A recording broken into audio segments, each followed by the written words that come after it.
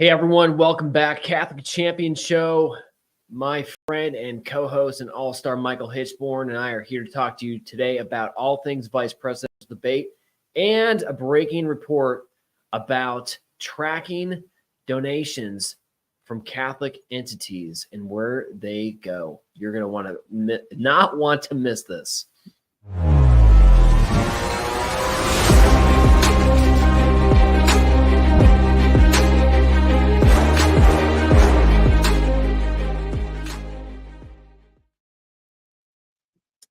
There you go. You have it. The two vice presidential candidates, long awaited, finally faced off in New York City yesterday. October 1st faces St. Therese. And as expected, seems like our guy won. JD Vance took on Tim Walz, and they went through the slew of issues. They, of course, as always, JD faced more than just his opponent. He faced the moderators as well. We all expected that. And he did a fantastic job. Would you agree on that point, Michael? I totally agree. I kept watching the debate, and one of my favorite things to do is just watch things with the sound turned off, just to see how people are actually, what their body language says. You're one of the body language guys. Yes. I love looking at body language. So I was kind of paying attention to Walz's body language. He came off looking like Don Rickles for one thing, but as you watched the way he moved and the way he kind of scowled whenever Vance was talking, his body language completely betrayed everything that he was thinking. He knew he was losing that debate. He did. And I think the first, 20% of the debate, everyone's always in their best form. It's like you really want to see how everyone truly is. Just watch the last 5 minutes, because that's when everything's worn down. They got the facade has, disappeared a bit, and you can see them, he was truly nervous.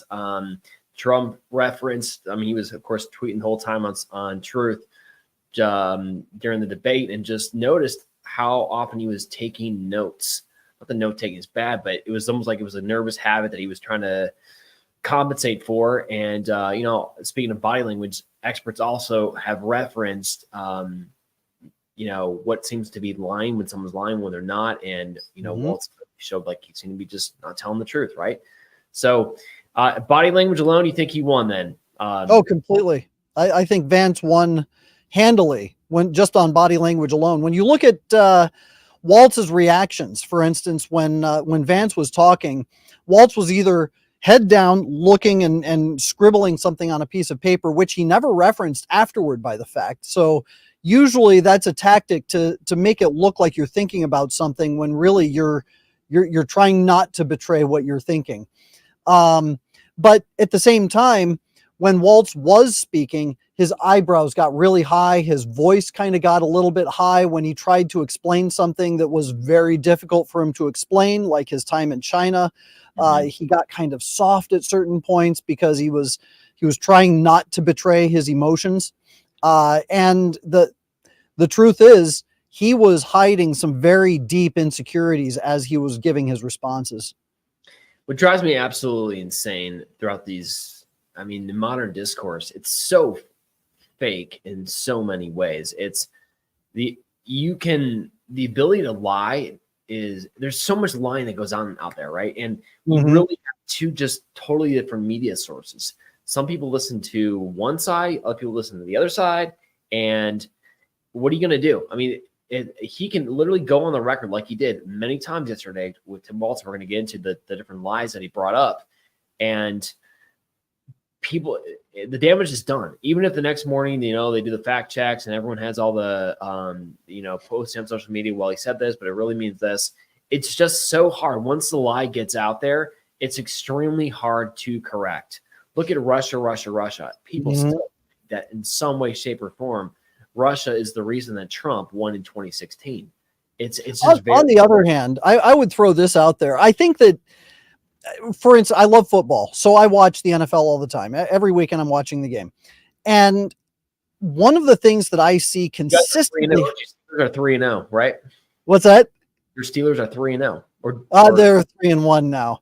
3-1, okay. Yeah, 3-1. But one of the consistent complaints is how referees are constantly throwing the flag and influencing the outcome of the game.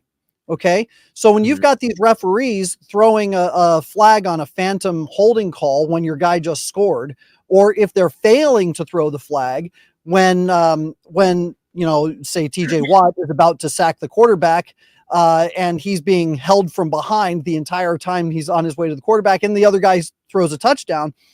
Well, what that does, it changes the outcome of the game because you're not applying the same rules consistently. And I think that application or that analogy applies very well to this debate, because when we're looking at the way that these moderators handled Vance as opposed to how they handled Walz, really does show how they were trying to skew the outcome. It didn't work because I think most people saw right through it, especially when they wanted to move on from the moderators fact checked JD Vance on what was happening in Springfield. And JD Vance came right back and he said, wait a minute, if you're going to fact check me, at least allow me the opportunity to respond here and to point out that you're actually wrong on your facts about this, because I was in Springfield. I know the people of Springfield. These are the forms that allow for certain things to happen in Springfield. And so as he was trying to make that explanation, what happened? The moderators talked over him. They muted his mic, and they only muted the mics after Governor Walz started, interjecting his thoughts too. So it kind of turned into a free for all. But the fact of the matter is, they desperately wanted to avoid JD Vance having the opportunity to explain why the moderators in their fact checking was wrong, which, once again, what that shows is an extreme bias in the moderating of these debates itself. Personally, I think we ought to get out of the business of having mainstream media conduct these debates anyway.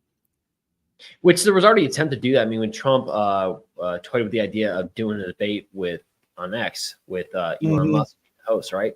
Obviously, Kamala never take him up, but there absolutely does.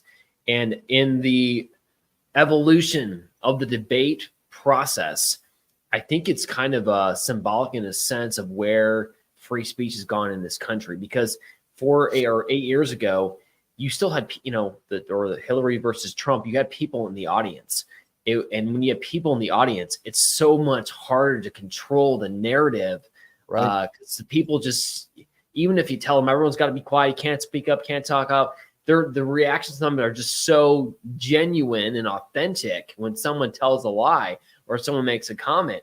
And the liberal media cannot control that. So they've had to it's evolved into like where they can absolutely try to control this. And the latest, as you just referenced, is the mic cutting, just cutting the mic off.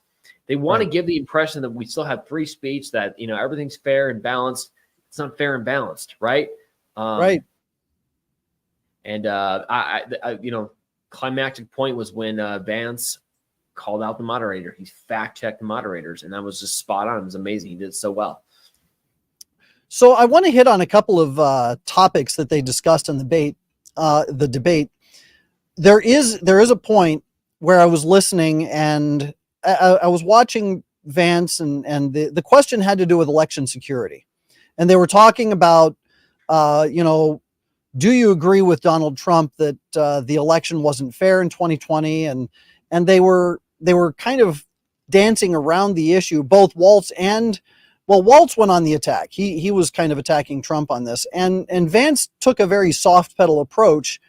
And I think he missed an opportunity here, because at the same time that he was talking about the election results and, they're attacking Trump for all of these things, it was unjust because, certain talking points were not part of this question. But he really missed an opportunity. And the opportunity he missed was this. The answer to the question, why does Trump consistently question the 2020 election results, is why do the Democrats consistently resist voter ID laws?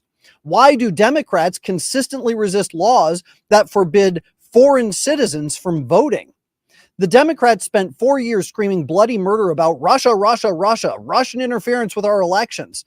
And they were all based on false allegations. But then these same individuals participate in foreign interference by actively allowing non-citizens to participate in our elections. So I think that Vance should have doubled down on that position and said, look, if you want to talk about election security, let's all work together. Let's work together on making sure that, non-citizens are not allowed to vote in our elections, and then force Walz to go on the defensive at that point. But unfortunately, he didn't go there. It was a missed opportunity, I think. Let's go deeper though. Why is it a continual talking point about the 2020 election? Why do they try to continuously? I have thoughts on it, but why do they want to pinpoint that Trump does not believe that he lost in 2020? Why do they keep bringing that up? What good does that do them now? Well, I think what they're trying to do, first of all, is establish that Trump is an insurrectionist. But on the other hand, I think what they're also trying to do is force the Republicans into the position of having to say, whatever the results of this election are, we're going to accept them.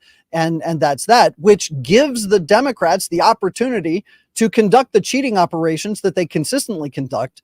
And then when the Republicans say, hey, this is not a fair election, they said, you said you would accept the results, and you're not doing that. You're not an honest broker.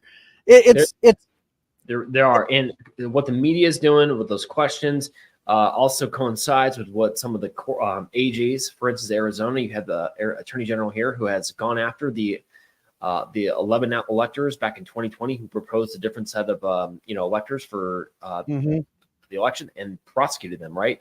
And some of them are friends of ours, right? So they're trying to, again, to go hard against these people to quash any response should there be any irregularities in this upcoming election. At the same time, as you said last week, when you have Congressman Jamie Raskin from Maryland, Democrat, who is openly saying that if Trump does win, they should seriously consider not certifying the election. So they're pressing our side down, or the side of truth in that sense, but they're also prepping on their own way to do the same thing, right? So it's really a general communist tactic, and they've been using it for the last 100 years. That when the communists start to get into any kind of political debate or a political forum, they try to force the opposition into accepting a standard that they themselves will not hold.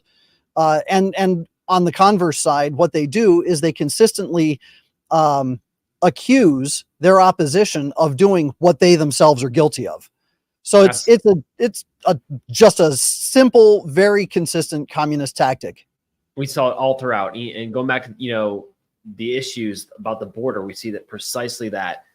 We see Tim Walz accusing Donald Trump of exactly of what they're doing. I cannot even believe it's the gumption for them to be able to lie like they are, that the border is safer, that it's Trump's fault, that the border is a disaster, that he did nothing in his 4 years. It is such a blatant lie. To quote J.D. Vance, he said, it does not pass the smell test. It doesn't. Right? The border's wide open. People are suffering. There's so much migrant crime. And, if you want to comment on that, I mean, that just drove me up the wall listening to that whole border speech debate. Well, the border discussion was frustrating because as Vance was trying to make the point, and he consistently made the point, and he made it very eloquently, that Kamala Harris was responsible for allowing all of this fentanyl coming into the United States, for allowing criminals to come into the United States, to allow terrorists coming into the United States. He could have pointed out, it was good. He did actually admit, Tim, and this shows you how bad it is. He did say the fentanyl crisis is a crisis.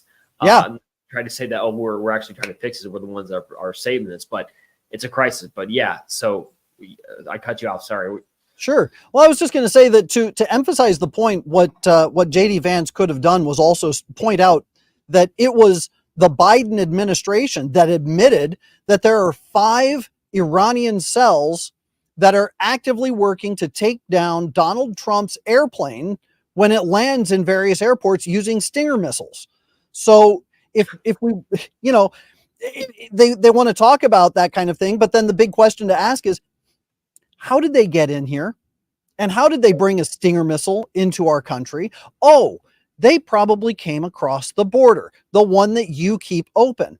So again, it's one of those little talking points. It's a gotcha, but it's a big one. And JD, I think, was a perfect gentleman throughout. he was very gracious to Governor Walz, and vice versa. I have to admit, Governor Walz was also very gracious and acquiescent in certain respects. I thought it was interesting at one point when JD Vance was talking about something that Kamala Harris had done that was, I can't remember what the comment was, but it was something about one of her policies being a huge failure, and Walz is sitting there watching him, and he goes, kind of like, well, yeah, okay, I get it. Yes, you're right. It was kind of funny. Essentially admitted it. I know, right? It was a natural reaction to, yeah. So okay, so the border now, as JD was making an excellent point about the border, talking about the app, which basically allows you to become a citizen right out that Kamala has instituted under Biden's administration. What did she say? I love this, Miss Senator. We have so much more to talk about. We have to move on. Whoa. Whoa. When you look at the polls about what people care about right now, it's economy and it's border. Okay. So what else? I mean, why aren't we talking about this more? The American people want to hear about this. So let's not, why do you want to move on so quickly? I mean, we all know why, but it's all there. They're trying to hide in the darkness. Right. So that's a very telling point to that regard. No, the moderators wanted to waste more time on climate change, an issue that Americans don't care about at all. And what I find very interesting is that the question on climate change was asked of both candidates. Neither one of them had a substantial answer. And the reason is nobody can pin down exactly what the problem with the climate is at all. They can't say that it's caused by this or it's caused by that. And if you say that it's carbon emissions, well, now you're attacking a bunch of, you're attacking science for one thing, but then you're also attacking a bunch of industries that they're trying to court. So nobody can really answer the question. And so it's a waste of time to even talk about it. But look where they brought it up. They brought it up in reference to the hurricane in, in the Southeast. Oh, and by the way, the same hurricane that Kamala Harris completely ignored and went to California to participate in a fundraiser for. So, she's supposed to be this big leader and everybody's talking, oh, how wonderful she is. But, she's not leading. She's not taking care of the people in South Carolina or North Carolina. She's not out there helping to help the victims of the hurricane. No, she's fundraising and she's hanging out with a bunch of celebrities. I would have been JD and I would have asked that. I was already, whenever I watch debates, I self-consciously think, okay, how would I right here, right? And, okay, the hurricane came through Florida, Hurricane Helene, and the climate change is the cause of this. Ms. JD, what do you think? If I would have been JD, I would have said, hold on a second. Before we even get to the cause of the hurricane, let's just talk about what we're actually doing right now as people are dying, okay? Right. Where is Kamala Harris, okay? Where are you guys? President Trump has already been visiting. He's been working with Elon Musk. They brought in communication systems. It's the private sector just like, okay, what the heck? Government's not doing anything. Let's get to work. I would have just stayed on that point. I mean, some of that's to a degree is philosophical. It's classroom stuff. Yeah, maybe we can talk about it in like long-term solutions, but people need help right now. Okay. And this is a disgrace. We're sending all this money over to Ukraine but we're not even taking care of our own people, and people see that. It's shameful. Yeah. I think that the weakest part in the entire debate had to do with the question of abortion. There we go. I think you got a clip here, Charles, too, whenever you want to throw it up there too for us to hear. Wish that she was. And maybe you're free to disagree with me on this and explain this to me. But as I read the Minnesota law that you signed into law, the statute that you signed into law, it says that a doctor who presides over an abortion where the baby survives, the doctor is under no obligation to provide life-saving care to a baby who survives a botched late-term abortion. That is, I think, whether you're pro-choice or pro-abortion, that is fundamentally barbaric. And that's why I use that word, Nora, is because some of what we've seen, do you want to force Catholic hospitals to perform abortions against their will? Because Kamala Harris has supported suing Catholic nuns to violate their freedom of conscience. We can be a big and diverse country where we respect people's freedom of conscience and make the country more pro-baby and pro-family. But please. Yes, Governor, please respond. Boom. Yeah. Wow. So Governor Walz, if you look at his body language, what was he doing? Before the question was even asked of him by JD Vance, he knew exactly where he was going with this because he had that little shake of the head several times, shaking his head no. So he was already rehearsing, no, you're wrong, no, you're wrong, no, you're wrong. But every fact checker, even Chris Cuomo over at CNN said, no, Walz was wrong. This whole thing, everything that JD Vance was pointing to, Walz absolutely did sign into law this one particular bill. And what it does, it allows for doctors to simply allow a baby to die without giving it any life-saving care after it was a different thing that Cuomo was talking about. Sorry about that. It was a different thing. But the fact of the matter is Walz was wrong. Walz was lying because what he signed into law stripped out those protections for preborn babies that survived an abortion. And the care that is actually in the law that he signed is only palliative care. It's just, well, you have to make the baby comfortable as you kill it. And that's it's absolutely barbaric. And JD Vance was 1000% right about that. His the way he fidgeted as he just started to mention the topic also probably shows the effect that this point has had leading up to the debates. They know what a disaster this is. I mean, not to mention the evil of this action. So when he started to bring it up, I mean, that's like a visceral reaction. Walz did. It's just horrible. If you need to convince people, if you're a ballot chaser, if you're helping to get people to vote, Catholics, they still not sure, if they want to vote, if they see the importance of voting or who to vote for, just stick to that. Just stick to that one point. The potential vice president of this country is capable of allowing 5 kids born to 8. just die on the table. 8. Those of you, what's that? 8. 8 kids. I mean, Michael, you have children, so and those of you, that would be my entire family. Yeah. I mean, think about the moms and dads out there when that precious moment you're in the hospital, birthing center, at home, whatever, and you're having that baby, the baby's firstborn. The baby starts crying. It's and just taking that baby over and just setting it on the table, and just watching it sit there and die. I mean, it's right. Barbarism behind that, the mentality, what is going on.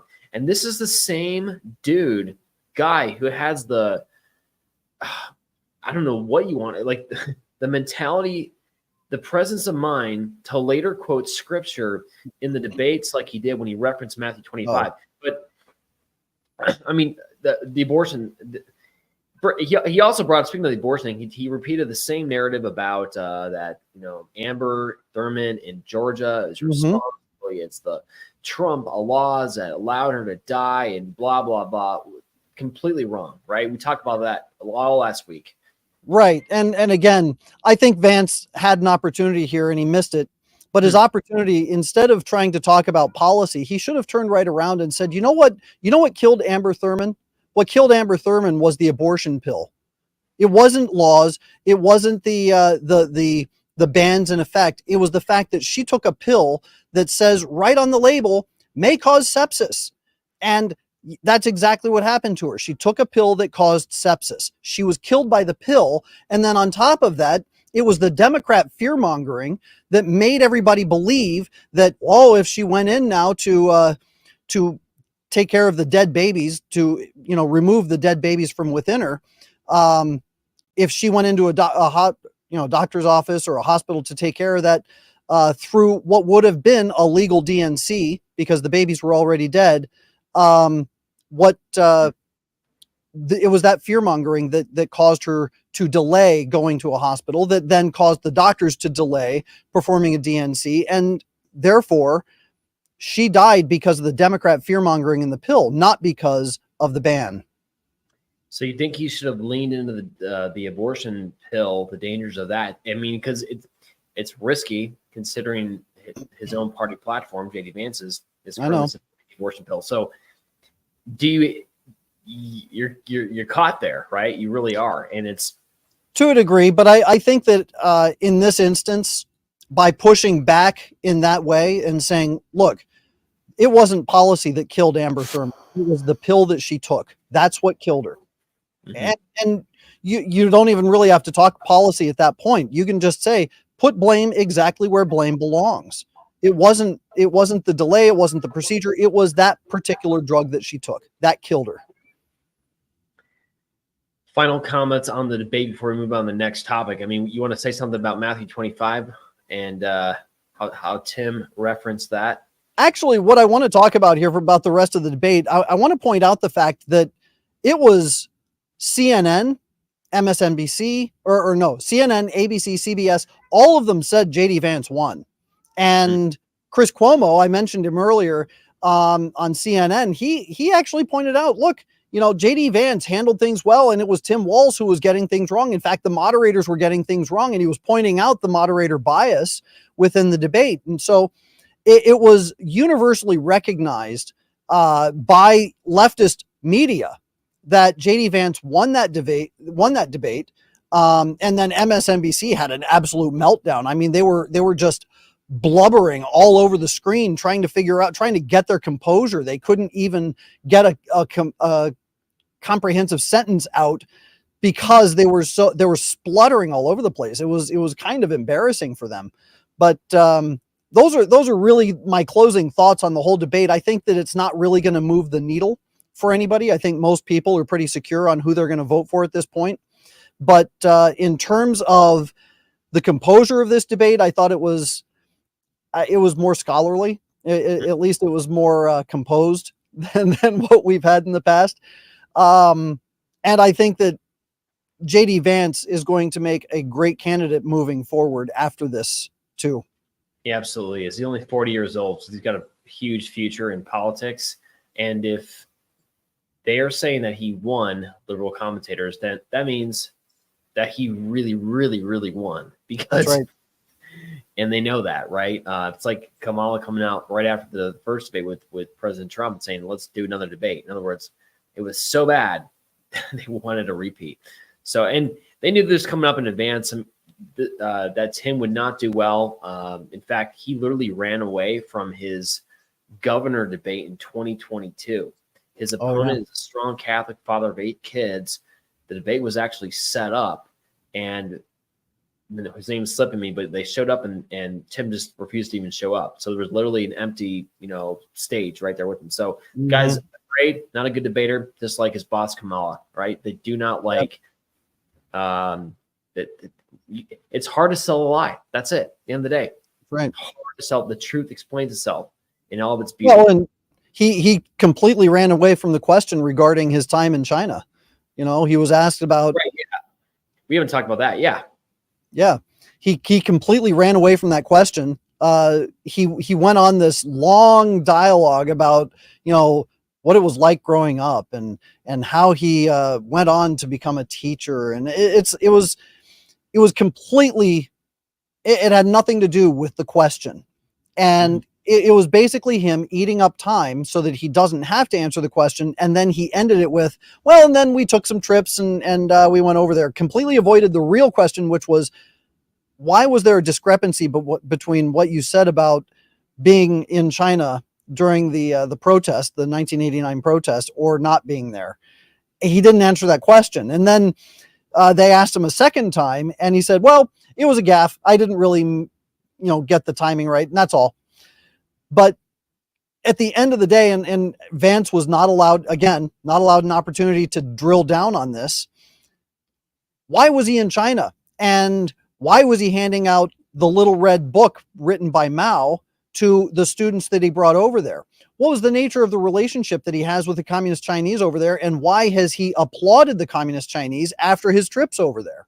So the ability to drill down on that question, on his relationship with the CCP, was not permitted by the gatekeepers at the podium. Watch where they cut JD off, because that is precisely where their weak points and where they do not want to speak. At least they talked about the border for a little bit, but as you just mentioned, Michael, they didn't want to go about the CCP, which means that is their weakest point. You can counter by intuition understand that is what that's almost the point we all have to keep running on. I mean, it's when we say that Tim Walz has serious ties to China. This is not just a guy who happened to have 30 field trips over 30 years to visit a country that happens to be under one of the most oppressive regimes in human history. These weren't just field trips. If they were field trips, the House would not have opened up an investigation currently started as recently into Tim Walz's connection with communist China. This is something that's of serious concern. This is a communist, atheistic regime that hates God, and it has so many claws into this country in different ways. We talked about the fentanyl crisis, which is basically, it's an invasion of our country in a different form. This is serious. And if Kamala, for whatever reason, wins and somehow has to step down from office, this is the guy who will be running this country. He's a puppet of the CCP. Done. Right? That's what convince me otherwise. It's serious what we got going on. And the one source that we have to turn to as Catholics, is our faith and our church leadership. And maybe for another time, it's a fact that the Vatican has signed a secret agreement with the CCP. So there's a dual joint treaty right now, treaty or working relationship first on the secular side with Tim Walz and Kamala Harris, and then on the church side with the Vatican Accords that Pietro Parolin signed, the Vatican Secretary of State, right? So this is serious what we got going on right now in this country. Absolutely. We're in the soup, as they say. We are. There was an incredible report that came out. It was covered by Breitbart. Okay, title of the article is "Professional Catholics (parentheses) overwhelmingly donate to Democrats." Okay, reading this article covered by Thomas Williams in Breitbart, and you go in deeper, and all of a sudden you see where the original report comes from. You're looking at the guy, and it's not me who wrote this report. This is Michael Hichborn at his best, who wrote this over at Lepanto Institute. Michael, tell us the scoop of what's going on here with this incredible, insanely eye-opening report. Thanks. So a few years ago, back in 2016, I did a review because I was curious about campaign contributions being given just from Catholic Relief Services, employees of Catholic Relief Services. And what I found at the time was that 98% of the reason that what you were concerned about Catholic Relief Services and where the donations were going is because it's been one of your you felt inspired for many years just to continue to show, look, the money that we give in the pews to Catholic Relief Services, it's going to these organizations which are not Catholic. Right. You have driven yourself crazy trying to get this in front of bishops in their faces. They have blown you off. Okay, so you're like, okay, what's going on here? So only you would wake up one morning and say, where all these donations from these people go? And what did you find? Well, I found back in 2016 that 98% of the employees that work at Catholic Relief Services were contributing to Democrat causes, whether it was a Democrat candidate. Right. What's that? Like, wow. Oh, yeah. So not only that, but they were also contributing to things like Emily's List, which is an organization dedicated to only working towards the election of pro-abortion women. That's why the organization exists. And we found CRS employees contributing even to that. And I brought this to the attention of the bishop in charge of Catholic Relief Services in a meeting with the top brass of CRS. And as soon as we started talking about that article, they kind of laughed about it and poo-pooed it. And the moral theologian. They cut your mic? What's that? Did they cut my mic? No, they didn't cut my mic. But the moral theologian in the room he said, well, that it was a small sampling. I said, yes, but you understand, this is a raw sample. This is a complete raw piece of data that shows an unbiased collection of information. In other words, we didn't target anybody. It was a whole and complete piece of data itself, showing hundreds of employees at CRS giving to Democrats, 98%.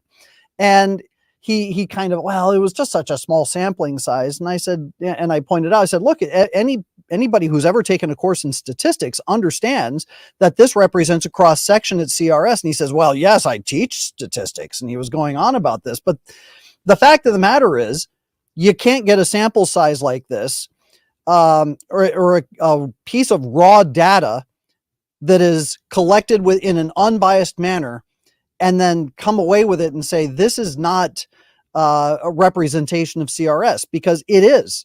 By its very nature, it does represent a cross-section of CRS, because these are people that are giving willingly of their own volition, and they're labeling themselves as employees of that organization. Well, that was what, almost 10 years ago. It was 8 years ago. And I decided earlier this year that we needed to expand our research. So I gathered a pooling sample of 150,000 data points, and we pared it down to 7 of the major Catholic charitable organizations in this country. So we had Catholic Relief Services, Catholic Charities.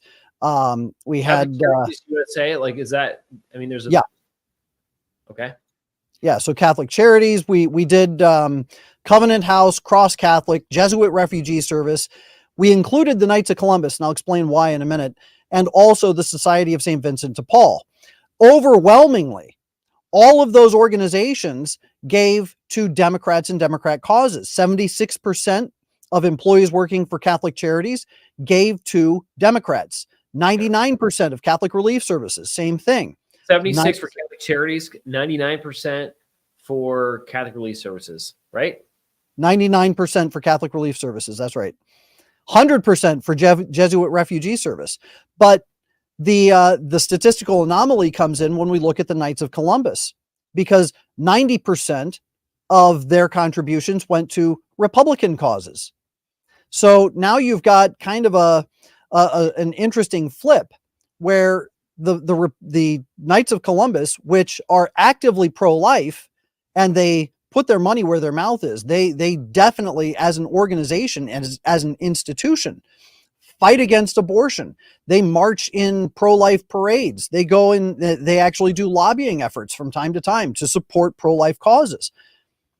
These other organizations do not. They pay lip service to the pro-life movement, but most of them are actually involved in facilitating contraception, facilitating LGBTQ activism, and they're also very much in tank with a lot of the other kind of Democrat causes. So you look at the statistical information, what you come away with is that the industry of charity within the Catholic Church has been completely overrun by the hard left, individuals who want to fight against the Catholic Church's moral and social teachings. And then when you start looking at what these organizations are doing, what do you come away with? They're putting their money where their mouth is, and they're actually implementing those policies as an organization, as an institution that actively fight against the church. As they say, personnel is policy. So here you have Catholic Relief Services, Catholic Charities. They are all Democrats, and they are all pushing for the hard left causes instituted by the Democrats. This is earth-shattering in a lot of ways. When you look at Catholic Church funding in the United States, there are primarily 2 ways. One, from where they get their budget. If you just look at the budgets of the United States Conference of Catholic Bishops, and just ballpark, it's like $100 million a year, something like around there on average. Mm-hmm. There are primarily 2 methods from where the money comes from. Okay, one is from the federal government, which in the way of grants, right? So the government gives out grants to the USCCB, and they filter it to their organization like Catholic Charities or whatever. Okay, now obviously those are our tax dollars, but they go up to the federal government and they go back down to the bishops in the form of grants, which are, as you know better than anyone else, almost impossible to track because they're classified as churches, right? So that's system 1. They get their money that way. System 2 is kind of what you're talking about. It's the free will offerings that we give to organizations, whether in the pews, like Catholic Relief Services, right? Like we every, what's in March, is that when they do their collection, or is that in November? The Catholic Which one? Catholic Relief Services? That's usually during Lent. That's in Lent. That's right. Operation Rice Bowl, etc. Okay, so that comes from us. Now, as you just showed, so that's the second form. Now, where does that money go to the second form? Well, the actual organization, CRS, has been shown to use that money for initiatives that are definitely not Catholic, right, at times. Right. And the employees themselves, as you just document in this report, show that these guys are giving Democrat, causes, right? Which it kind of completes the circle in a lot of ways of giving you a snapshot of where the money, how is it used right now in the Catholic Church today, correct? Is that fair? Is that a simplistic narration of the money in the Well, Catholic Church? sure, because as people contribute to these organizations, what happens? They're also contributing to people who are hard in the left mentality. So it's the employees that are getting paid by the organizations who are enacting these policies, who are also individually going out and supporting politicians that are pushing these policies as well. So yes, you're right. It is a circular it's a circular formation. One thing I want to point out, and I think this is kind of important, in April of this year, the Pew Research Center put out a survey to try and figure out how many Catholics were registered as Republicans and how many were registered as Democrat. And what they found is that 52% of voting Catholics identify as Republican and only 44% identify as Democrat. What that shows is that when you have almost a 50-50 split between the two parties in a general categorization of the Catholic faith, then you should see a reflection of that in any institution that you're examining. If you're looking at Catholic Relief Services, or people employed by various Catholic parishes, or people that are working for any other Catholic charitable organization, Catholic Charities, for instance, you should see approximately the same split, 52 to 44, or maybe 50-50, somewhere around in that ballpark. But to have it skewed all the way to 100% Democrat from Jesuit Refugee Service, to 99% Democrat for Catholic Relief Services, 76% for Catholic Charities, 97% for Covenant House. You have these organizations that are skewed so heavily to the left that you have to conclude that this is by design. It seems like that when they're those percentages. I mean, 99%. Yeah, that's wow. Talking about I wonder what the hiring process for that is like. You must go through a whole questionnaire of where you vote, whatever. And so, because they seem like they only allow their Democrat friends in that organization, right? So, well, our mutual friend, Dr. Christopher Mannion, told me once that when he was working on the Hill, he had a conversation with Ken Hackett, who was the CEO of Catholic Relief Services at the time. And Ken Hackett told him personally, face to face, that he would never knowingly hire a Republican.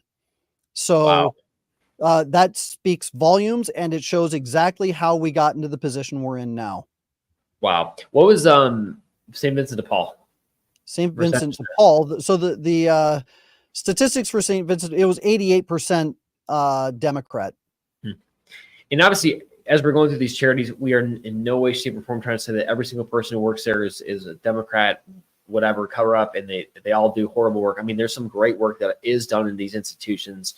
Like, I'm thinking about Vincent de Paul here in Phoenix. They do amazing work, right? But like anything, it just needs sunlight, needs purification, maybe needs some legal clarity too as well. Like having them publish their 990s as a nonprofit for something like, so that it can be tracked, to be clear as they show where it goes. That kind of stuff would be very, very helpful, and I think would help it achieve really what the mission it was created to do. So, because the worst of it is what we see in Catholic Charities, how they become the de facto travel agency of the immigration crisis at the southern border, right? So, absolutely, I completely agree. Tom Homan, former Rice director, soon to be the future one, if Trump wins, God willing, in November. So, serious stuff. Are you able to? I'm just curious. Are you able to do a study with all clergy in this country? You mean what kind of a study? Where they're doing, if a clergy member decides to donate to a political party, all of our data points actually had mentions of various clergy members. One of the things that we found, and these are in the dishonorable mentions at the end of the article, we found a Father Peter Martin, who is a Catholic priest in Columbus, Ohio. He actually contributed to Act Blue's. They had a subsection of Act Blue for pro-choice women. And this priest, Father Martin Peter, contributed money to a pro-choice cause. In Los Angeles, you have a Father Eugene Herbert, who is an emeritus priest of the Archdiocese of Los Angeles, he gave $500 to the Human Rights Campaign.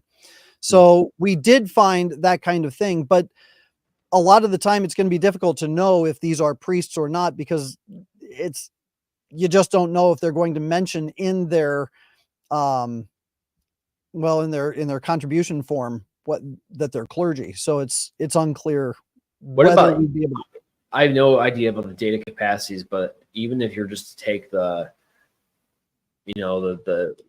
handbook that's published every single year by the Bishops' Conference, which has the name of every single clergy member, are you able to take that and just run it through and see where, because that they're priests because they're listed there as a priest, and just it could be possible to run names through the FEC, which is what we did. We went to the FEC and we looked for individuals that identified their employer as Catholic. That's the data set that we got. To run names, that's a huge project. I mean, it might be worthwhile, but it would be interesting to see. I'm just wondering, and again, we're not trying to we don't exist to find scum on people, but the idea is there is a reason. I was on a secular news station early this morning in Nebraska, and we were talking about the elections, and the question kind of came up, if Kamala is so anti-Catholic and so bad, then why isn't church leadership of your church, the guy wasn't Catholic who interviewed us, why aren't they speaking up? So I'm asked this a lot because people don't understand. Like conservatives or Christians are like, okay, you guys seem like you're normal. What's going on with your church leadership? Why aren't they speaking up? Why is your Pope, a Holy Father, saying that basically it's kind of a wash, right, in terms of the election, right? And besides giving spiritual reasons, church been infiltrated, whatever, or you just, I don't know, some people just aren't as bold. Some of this stuff, when you have information like Michael, you've researched, helps give credibility about why. Now we're not trying to make these priests like throw anything on their face, shame them or whatever. I mean, it is a shameful act when you give into a Democrat party, which has an abortion facility right outside your DNC. I think that is shameful. Okay. Yeah. For the priest's own soul, I pray for Father Peter Marr. I'm going to pray for him today before I go to bed, or help him, okay? Because this is not, you can't do this. You can't give money to an institution that dedicates itself, that runs on a platform. I mean, their whole issue this cycle is the freedom for women to be able to do what. I can barely say that A word here on this platform, right? So that's what we're doing. And, and kudos to you, Michael, for bringing sunlight onto this issue. And we're going to be running our good news, so you'll be able to read it there tomorrow if you're signed up for our newsletter. But we are hitting near the end, so let's do the trending of the week.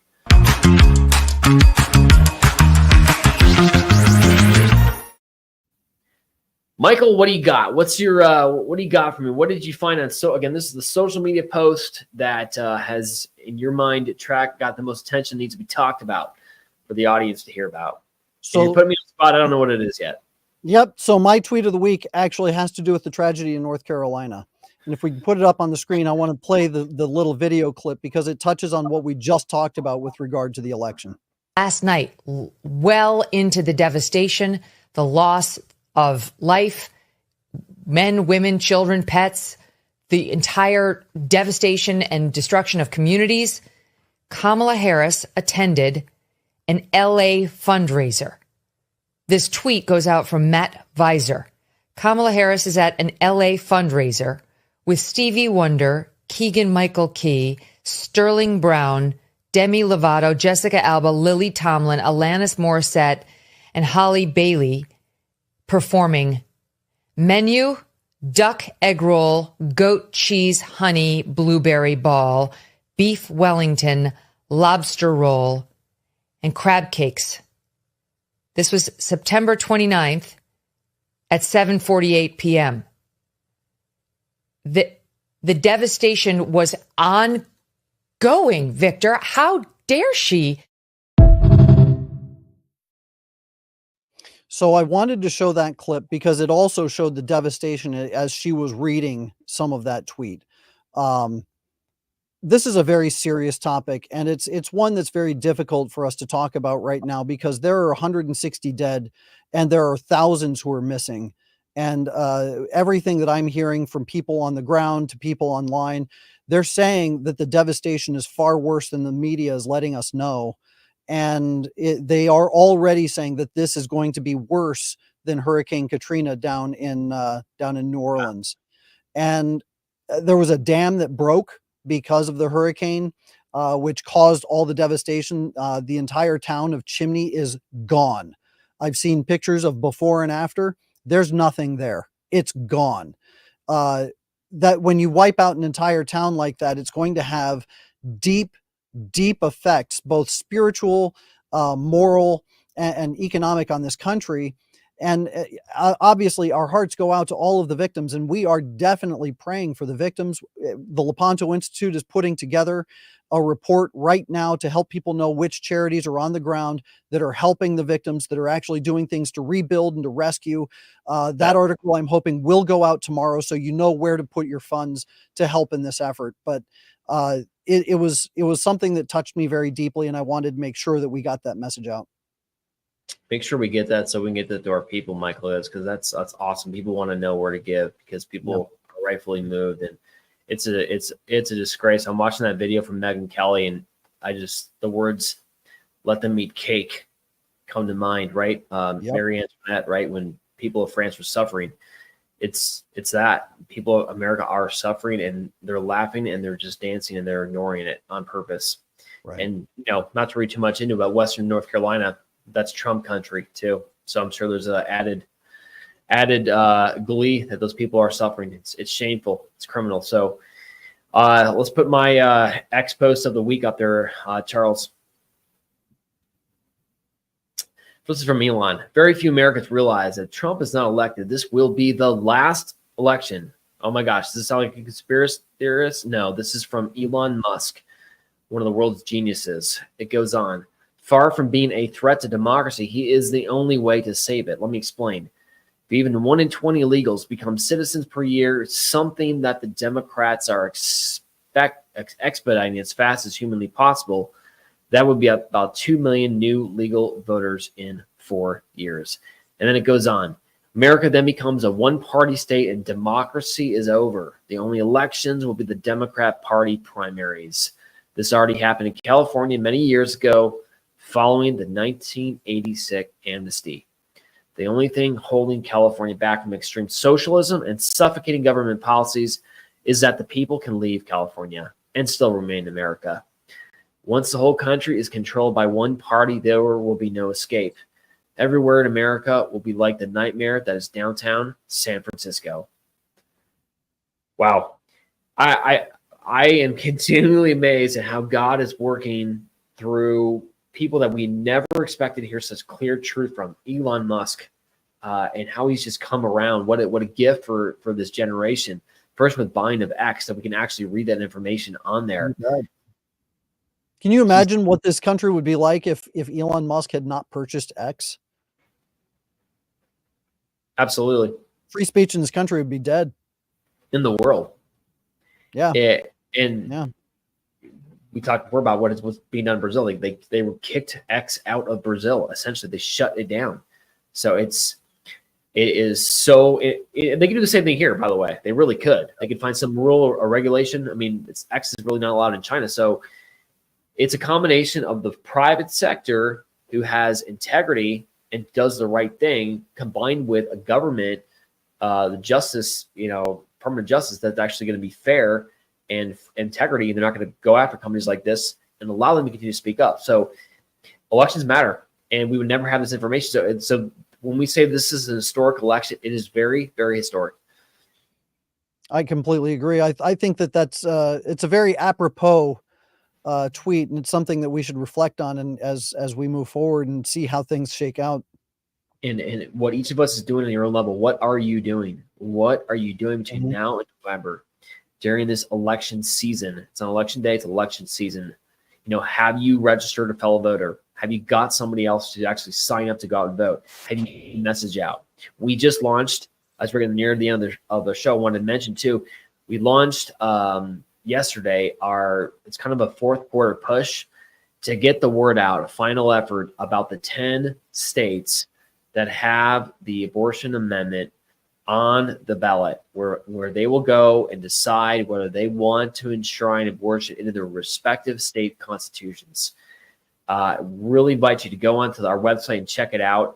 It's important. Besides things like adoration, rosary, one very cool feature that I think is excellent is once you sign up, you get an automatic email, and it has a note that you could send to your pastor or priest friend. We all know one, or send to the parish secretary or whatever. And what it is, it's asking Father, thank you for your work, blah, blah, blah. But would you please include in the Mass a specific intention during the prayers of the faithful against these respective propositions? There's the web link right there, UnitedStatesForLife.com. And it would be read during the masses. Now you may be like, oh my gosh, but you can't really do that. That's political, whatever. Well, here's a couple things. Every single bishop, thankfully, in these 10 states has spoken up. And we've collected all those statements. We've put it up on our website for Arizona, Colorado, New York, whatever. They've all said, you must vote no. It's no across the board on all these amendments. If it passes, it'll be extremely hard to remove. So one more reason why this election is so crucial. And then you obviously see I'm wearing this t-shirt today.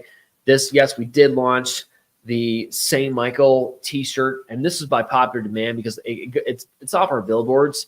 We did the first one there in Butler, Pennsylvania, part of our national St. Michael Defend Us Battle billboard campaign. We now have 32 of them up across the country. We have 3 up in Butler, Pennsylvania, where Trump will go this Saturday, October 5th, first Saturday, mind you, back to, kind of a triumphant return to the place where he was almost killed. We have 3 of those signs there to assure him that we are praying for his divine protection. Final comments, Michael. I would just echo what you just said. And I think that people need to, people are waking up. People are waking up across the country. They're seeing exactly what's going on. When you read the commentaries of the viewing of the debate, you start to see that people actually are becoming more aware of the media bias and how they're being manipulated. And when you go on X, you see the free speech of a lot of people who were Democrats, and now they're starting to see exactly what the Democrats are, which is socialists pretending to be patriots. So I think that as we continue to have these conversations, I would just encourage people to continue the conversation, continue spreading the message, help people to see exactly what it is that we're trying to help people to see. We're not telling you what to do. We're just trying to show you the truth as we see it.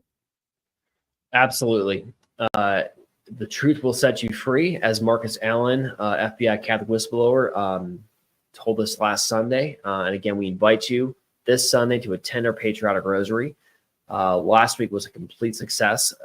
It was just amazing to pray alongside Marcus Allen.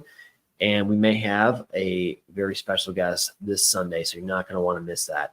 This is Catholic Champion Show. We will see you next week, same time, same place. God bless you all. Let's get to work.